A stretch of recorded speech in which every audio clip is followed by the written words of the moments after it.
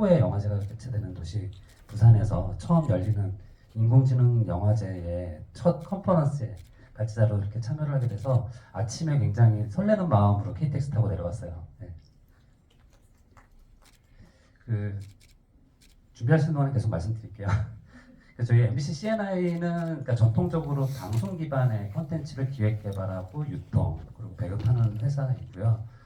어떻게 보면은 저 같은 경우는 그러니까 인공지능 개발자는 아닙니다. 콘텐츠 비즈니스를 해오고 기획하는 입장에서 AI 같은 신기술을 어떻게 콘텐츠 분야에 적용하는지 아마 오늘 영화제에 참석하신 여러분들도 어떻게 보면 콘텐츠 창작자 입장에서 AI 기술이 어떻게 활용되고 어떻게 앞으로 발전할지에 대해서 관심을 갖고서 아마 오신 거라고 생각하는데 그런 부분에 대해서 주로 좀 발표를 해드리도록 하겠습니다.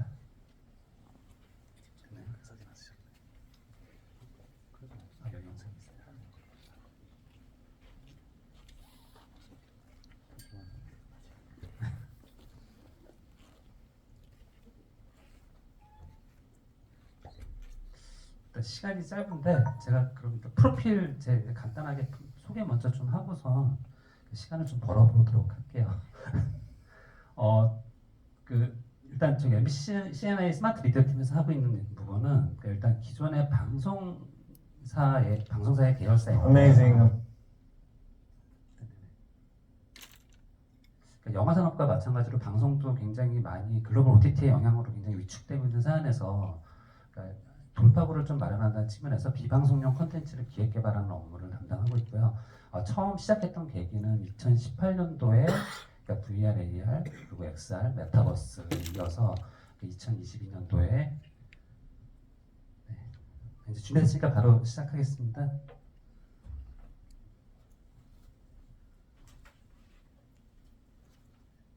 2022년도에 저희가 딥페이크 기술을 좀 적용을 해서 회사에서 창작하는 콘텐츠에 적용하는 부분을 좀 고민을 하면서 AI 콘텐츠 창작에 대해서 고민을 하고 있었고요. 이거 바뀐 아까 데이터를 바꿔드렸는데 안 바뀐 것 같아요. 네네. 그냥 이걸로 그냥 할게요. 네네. 최근에 11월 1일자 신문 해외 언론에 나온 얘기인데요. 인공지능이 실제로 헐리우드에 좋은가라는 어떤 키워드로 뉴욕타임스에 실린 기사입니다. 여기서 이제 주로 이제 남은 이야기는 아직 국내에는 개봉을 안 한 영화인 것 같은데 히어에서 톰 행크스가 지금 환갑이 넘으신 나이로 알고 있는데 디에이징 기술로 해서 헐리우드에서 영화를 어떻게 제작했는지에 대한 이야기 그리고 이제 AI 기술이 어떻게 영화에서 좀 적용하는지 안 넘어갔는데요.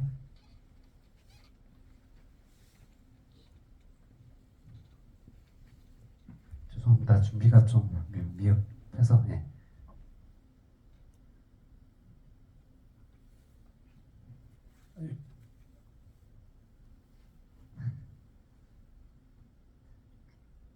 일단 제가 준비해드린 모든 자료들은 저작권 이슈가 없으니까 편하게 사진 찍으시고 나중에 인용하시거나 활용하셔도 되니까 편하게 활용하시면 될 것 같아요.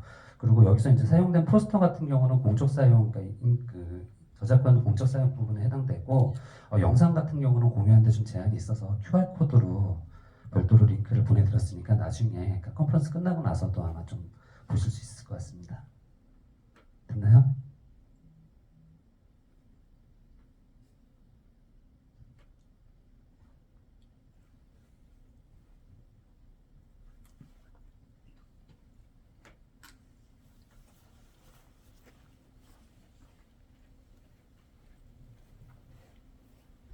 네, 넘어갔습니다. 네. 아마 12월 달에 개봉하는 영화인 것 같아요. 네. 그리고 이전에 이제 인디아나 존스에서도 디에이징 기술로 이제 80이 넘은 해리슨 포드가 실제 청년 모습으로 출연했던 사례이고 우측에 있는 영상 같은 경우는 실제 이제 메이킹 과정을 좀 담은 영상이 있습니다. 인공지능이 지금 생성형 인공지능이 화두가 되고 있는데 연대별로 한번 좀 나눠봤어요. 일단 BC와 AC라는 개념으로 좀 나눠본 이유는 이전에 GPT라는 생성형 인공지능 기술은 프로그래머들, 개발자들이 주로 사용하는 어떤 기술이었는데 2022년 11월 달에 GPT 3.5가 세상에 나오면서부터 그러니까 저희 같은 콘텐츠 창작자들이 그러니까 인공지능을 자유롭게 활용할 수 있는 그러니까 자연어를 통해서 프롬프트라는 언어를 통해서 그러니까 인공지능을 활용할 수 있는 부분으로 이해를 하시면 될 것 같고요. 올해 아마 그 GPT 4.0이 나오면서 그러니까 멀티모달 개념으로 해서 이미지, 오디오 그리고 텍스트 등의 어떤 다양한 그 인공지능이 활용될 수 있는 부분으로 나왔고 오늘 아마 새벽에 좀 출시를 한 것 같아요. 그러니까 GPT가 이제 프로 모드가 나오면서 약 한 200불 정도로 이제 서비스를 하는데 기업들 입장에서 이제 앞으로 그 언어 모델을 어떻게 활용할지 좀 기대가 되는 부분도 있습니다. 네. 인공지능 발전 과정을 한번 좀 정리를 해봤는데요. 그러니까 최초로 이제 인공지능이라는 부분을 이제 그 발표했던 분은 그러니까 튜링 테스트라고 해서 인공지능이 그러니까 그 어떻게 인간의 능력과 차이가 있는지에 대한 부분을 발표했던 앨런 튜링이 그러니까 계산 기계와 지능이라는 논문을 발표하면서 인공지능의 개념이 좀 도입이 됐고요. 그러니까 그거와 다르게 용어가 등장했던 건 56년도부터입니다. 그리고 쭉 이제 발전 과정을 거치면서 퍼셉트론이 나오면서 이제 좀 그 황금기를 좀 걷다가 1차 침체기를 걷는 이유 자체는 아무래도 이제 초기의 인공지능 모델 자체가 한계가 분명히 있었는데 이 당시에 개봉했던 영화가 스페이스 오디세이라는 부분에서 그러니까 인공지능에 대한 어떤 영화에 도입이 되기도 했습니다. 그리고 1차 침체기를 거치고 나서 1984년도에 그 제임스 카메론 감독이 터미네이터를 개봉을 하면서 또다시 그러니까 기계가 이제 인간을 공격하는 형태의 영화가 출시됐고요. 이때 또 잠시 그 다중 퍼셉트론이라는 이론이 발표되면서 제2의 전성기를 걷게 됩니다. 그러니까 머신러닝에 대한 개념이 나오고요. 그 다음에 이제 딥러닝 그리고 2017년도에 그러니까 구글이 논문을 발표하면서 생성형 인공지능에 대한 개념이 발표가 되고 그 다음에 오픈 AI에서 생성형 인공지능을 통해서 GPT라는 모델을 출시를 하게 됩니다.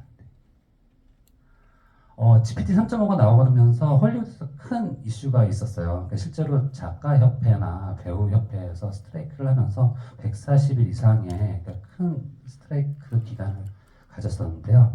이때 일단 먼저 작가협회에서는 보시는 것 같은 합의 내용을 통해서 인공지능을 사용하는 것을 굉장히 제한하는 어떤 합의문을 작성을 했습니다. 일단 대본 작성할 때 인공지능을 부분적으로 사용해야 되는 부분하고 작가의 작업을 보호해야 된다. 그리고 사용했을 때 공개 의무. 어떻게 보면 제작사의 입장에서는 인공지능이 혁신을 그러니까 어떻게 보면 효율성을 추구하기 때문에 작가의 권한을 침해할 수는 없다는 부분에서 그러니까 헐리우드는 이런 좀 선제적인 어떤 합의를 진행했던 것 같고요. 배우 조합은 보시는 것 같이 또 다른 그러니까 연기, 그러니까 배우가 연기하지 않는 인공지능이 연기하는 부분에 대한 어떤 가이드라인을 마련하기도 했습니다. 오늘 이 발표를 준비하면서 그러니까 헐리우드 거장 감독 두 분 굉장히 제작 방식에 있어서 그러니까 전통적인 아날로그를 추구하는 크리스토퍼 놀런과 제임스 카메론의 어떤 인터뷰 사례를 좀 가져와 봤는데요. 놀란 감독은 아무래도 그 CG나 그러니까 그 필름 기반의 촬영을 지금도 추구하는 감독으로 유명하잖아요. 일단 그분조차도 일단 AI가 영화에서 혁명적인 변화를 가져올 수 있다. 하지만 그것을 활용하는 것은 결국 인간의 창의성을 보호하는 수단으로 활용을 해야 되지. 그리고 그것이 갖는 어떤 윤리적인 이슈도 분명히 존재하기 때문에 어떤 그러니까 기존의 어떤 아날로그적인 감성을 추구하는 부분에 대해서는 유지를 하면서도 그 AI가 분명히 영화 산업에서 변화를 이끌 것이다라는 어떤 인터뷰 내용이 있습니다. 이와는 반대로 제임스 카메론 감독 같은 경우는 그 되게 선정적인 키워드를 역시 뽑으셨더라고요. 그러니까 1984년도 아까 말씀드렸던 터미네이터 그 개봉 시점에서 나는 분명히 경고를 했는데 너희들이 그 경고를 듣지 않지 않았냐 뭐 이런 어떤 그 인터뷰를 하셨는데 실제로 그 좀 굉장히 그 혁신적으로 좀 인터뷰도 하신 것 같아요. AI가 다른 사람들 말을 재구성해서 내놓는 거지. 그러니까 실제로 그 창작 과정에서 각본을 쓸지는 의문을 제기했지만 20년 후에 AI가 만약에 각본상을 받는다면 그때 진지하게 받아들이는 것에 대해서 검토를 해야 되는 게 아니냐라는 인터뷰를 하셨고요. 그리고 실제로 최근에 만들었던 영화에서 다양한 형태의 AI 도구를 활용했다라는 것도 이제 언론에서 밝히기도 했습니다. 아바타에서 활용했고요. 그리고 배우 부분에 있어서는 아무래도 좀 보수적인 입장을 했는데 그 배우분들의 어떤 그 경험을 아마 AI가 대체하기 힘들 것이다라는 어떤 입장을 발표를 하게 됐습니다. 올해 9월 달에 신문기사에 나온 내용인데요. 그 이미지 생성 모델 3대 생성 모델이 있는데 달리, 스테이블 디퓨전, 그리고 미드저니 중에서 그러니까 스테이블 디퓨전을 개발사인 스테이블리티 AI의 대표 감독으로 합류를 하면서 굉장히 큰 이슈가 되기도 했습니다. 국내 상황인데요. 그러니까 한국콘텐츠진흥원에서 지난해 조사했던 자료입니다. 실제 다른 콘텐츠 산업 분야에 비해서 영화나 방송 같은 경우는 부정적인 시장이 굉장히 적었던 것 같아요. 그래가지고 일단 이때만 하더라도 아직은 에이 되겠어라는 어떤 관망적인 입장이었던 것 같고요. 그리고 이용 경험에 있어서도 보시는 것처럼 영화나 방송 분야는 타 콘텐츠 분야에 비해서 좀 사용 경험도 굉장히 적었던 것은 사실입니다. 실제로 근데 이 부분은 지금 아마 조사를 하게 되면 완전히 뒤바뀌어 있을 것 같아요. 올해 5월 달에 그 오픈AI에서 소라를 그러니까 보여주면서 그러니까 콘텐츠 산업 분야에서 굉장히 많이 그러니까 그 비디오 생성이나 이미지 생성에 대해서 많은 관심을 갖기도 됐고 아마 이번 달 안에 오픈AI에서 소라를 공개하게 될 텐데 그 이전에 나왔던 다양한 비디오 모델들 그리고 지난주에 그 아마존에서도 출시를 했죠. 그 노바라는 어떤 비디오 생성 모델이 출시가 됐고 이번 주에 아마 중국의 텐센트에서 또 그 비디오 생성 모델을 세상에 내놨는데 두 모델 역시 그러니까 소라에 버금가는 어떤 비디오 생성에서 굉장히 능력을 발휘하고 있습니다. 네. 일단 사례를 좀 몇 가지 가져와 봤는데요. 컨텐츠를 기획하고 이제 제작하는 분들 입장에서 이런 상황이 분명히 있을 거예요. 그러니까 촬영이 99% 정도 끝났는데 촬영 중인 배우 중에 한 분이 굉장히 중범죄에 연루가 돼서 만약에 그 방송이나 그러니까 영화 개봉이 좀 힘든 상황이 됐다. 여러분들 어떻게 하실 것 같아요? 실제로 저희 회사에도 작년에 이런 문의가 왔던 적이 있는데요. 실제 방송 같은 경우는 방송법의 규제를 받기 때문에 그러니까 방송이 출연 금지가 되는 사례가 됩니다.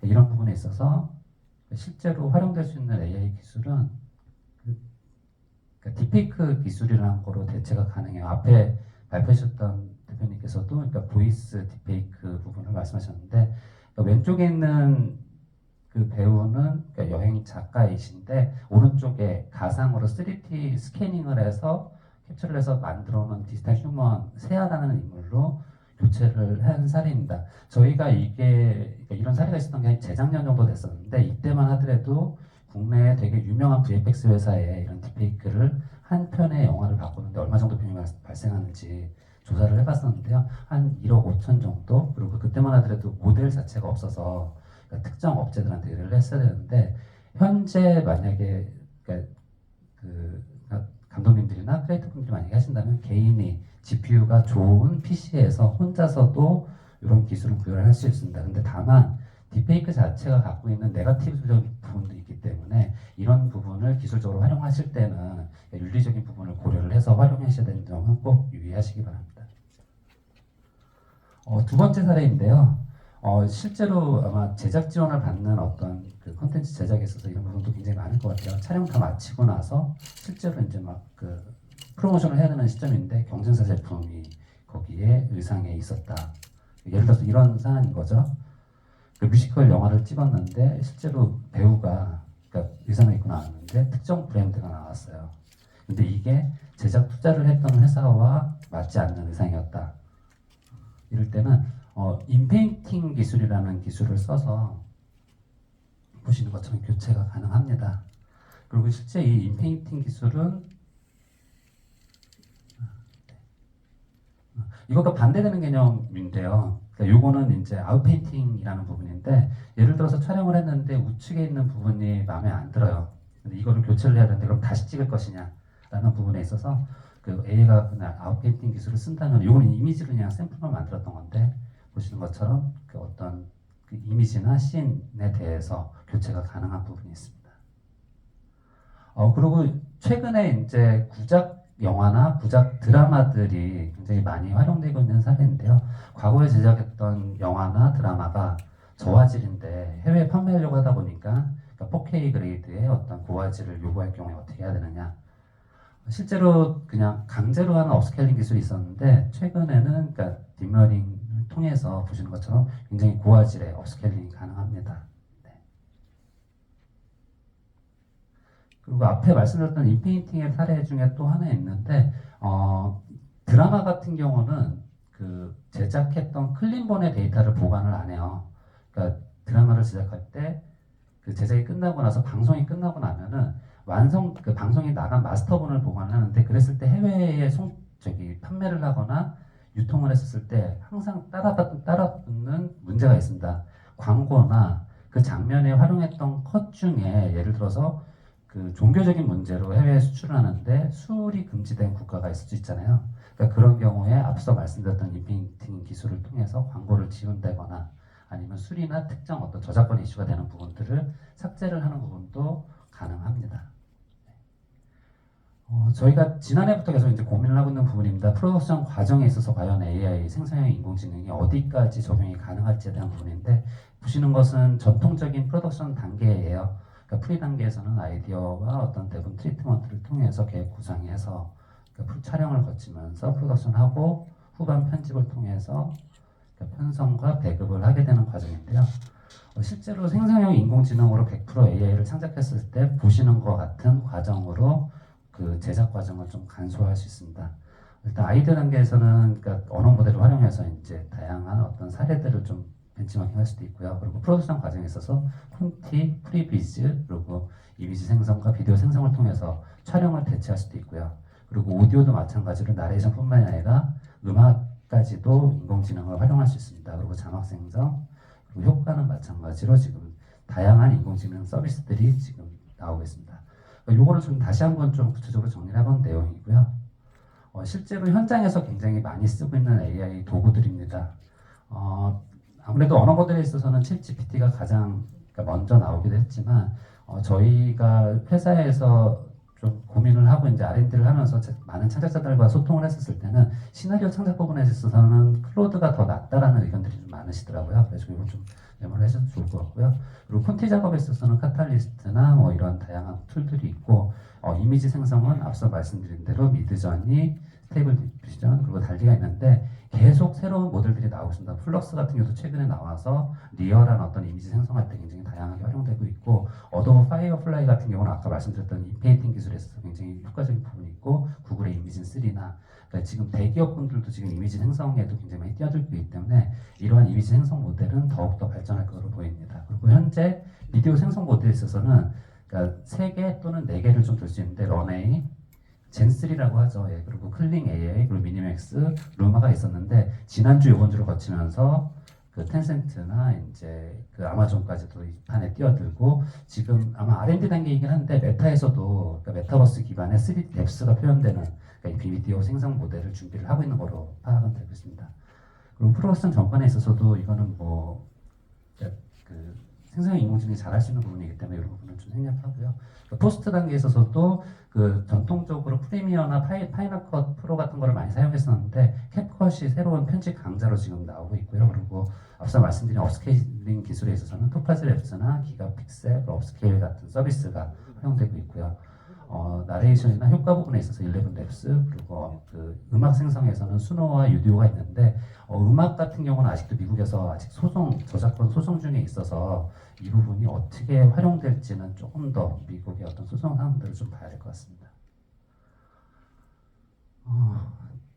11월 달에 발표했던 그 신문 미디엄이라는 잡지에서 나온 신문 기사 내용인데요. 그러니까 영화 제작에 있어서 AI가 미치는 영향에 있어서 스크립트 분석, 캐스팅, 로케이션 지원, 시각효과 후반 작업 등등 다양하게 활용할 수 있다. 그리고 이것들이 영화 공장에 들어온다면은 효율성이 증가할 것이고 비용이 절감될 것이다. 그리고 창의력은 더할 나위 없이 향상될 것이다라는 부분이고 이걸 도입할 때 윤리적인 고려사항과 그 직업의 안정성 및 역할에 대해서는 항상 고려를 해야 된다는 부분이 발표가 되기도 했습니다. 저희 MBC CNI에서는 그러니까 올해 이제 처음으로 이런 시도를 해봤는데요. 뉴미디어 신기술 랩을 운영을 하면서 그 문화체육관광부와 한국콘텐츠진흥원 지원을 통해서 12명의 그러니까 영화 감독님 그리고 드라마 제작 감독님을 선발을 해서 그러니까 그분들과 1대1 멘토링을 통해서 AI로 콘텐츠 창작하는 일을 한 6개월간 진행을 했어요. 근데 실제 그 과정에서 나왔던 어떤 부분들을 실제 콘텐츠 분야에서 어떻게 적용할 수 있는지에 대한 고민을 하고 있고 내년에 더 확대를 해서 진행할 계획입니다. 이런 프로그램을 준비했던 배경은 다 아마 영화 산업 마찬가지고 우리 방송 쪽도 마찬가지일 거예요. 글로벌 OTT의 등장으로 실제로 그 산업 현장에서는 양질의 대본과 어떤 창작 인력을 그들이 가져하면서 그러니까 미디어계에서는 굉장히 그 영상업계에서 굉장히 어려움을 겪고 있는데 실제로 검증된 작가와 대본 그리고 검증된 배우들만 선호하는 그러니까 그런 현상이 있는데 이런 부분 때문에 신인 창작자들이 설 무대는 갈수록 줄어들고 있습니다. 이런 부분에 있어서 AI 등 신기술 적용을 통해서 어떤 새로운 돌파구를 마련해보는 계기를 마련하고자 이런 프로그램을 준비를 했고요. 요번에 이제 가운데 있는 작품 같은 경우는 이번 영화제의 초청작으로 아마 상영이 되고 있는 부분인데 아틴드 월드라고 그 생성형 인공지능을 통해서 100% 창작한 작품이고요. 왼쪽에 있는 마테오 같은 경우는 아마 이쪽에 가시는 분들 다 아실 거예요. 대한민국 요 영화제 이전에 이제 경기도에서 했던 대한민국 국제 인공지능 영화제에서 대상을 수상을 했던 작품입니다.